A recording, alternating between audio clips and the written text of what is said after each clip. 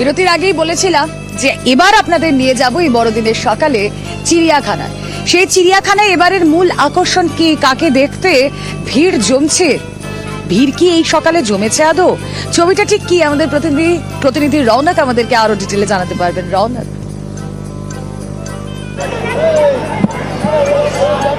দেখো, একেবারে প্রত্যেকদিন কিন্তু 9টার সময় আলিপুর চিড়িয়াখানার দরজা সকলের জন্য খোলা হয়, কিন্তু আজকে 8:30টার সময় তা খোলা হয়েছে এবং সকাল থেকেই বহু মানুষের আনাগোনা।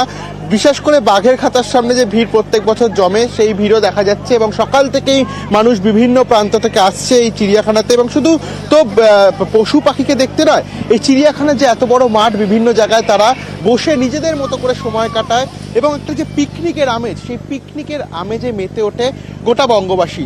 ইতিমধ্যে মেঘলা আকাশ, 2-1 পশলা বৃষ্টি পড়ছে এবং তারই সঙ্গে একটি পরিবার একেবারে চিড়িয়াখানার যে প্রাঙ্গণ, সেখানেই বসে কিন্তু পিকনিকের আমেজে মেতে উঠেছে। আমরা এবার কথা বলবো তাদের সঙ্গেই।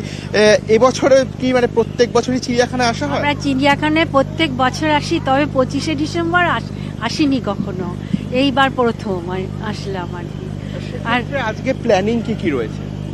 আজকে এখানে জাস্ট আমরা গোটা দিন কাটাবো, then I will go to my home, because আমার পরীক্ষা আছে। I am already busy with my studies, so ওই জন্য all I want for Christmas is my fruit crates, and আজকের দিনটা just a refreshment for all. এখান থেকে park স্ট্রিটে যাওয়া হবে কি? পার্ক স্ট্রিট একবার গেছিলাম, বাট এখানে যে মজাটা সেটা পার্ক স্ট্রিটের নেই। It's my opinion actually. সেক্ষেত্রে একদম তিনজনের সঙ্গে একটা পিকনিকের আমেজ আপনাদের এখানে, তো এই জায়গাটা পরিবেশটা কেমন লাগছে? পরিবেশটা totally natural, so much green, it's really soothing to our heart.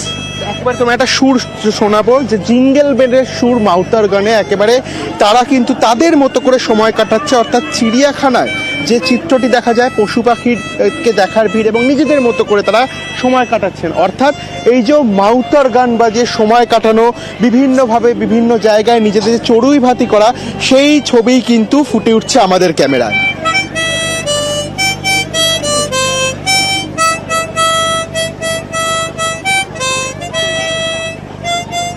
বেশ, চিড়িয়াখানার ছবি আপনাদেরকে দেখালাম। সেখানে সিংহ দেখতে, হাতি দেখতে, বাঘ দেখতে 8 থেকে 80 সকলেই ভিড় করছেন।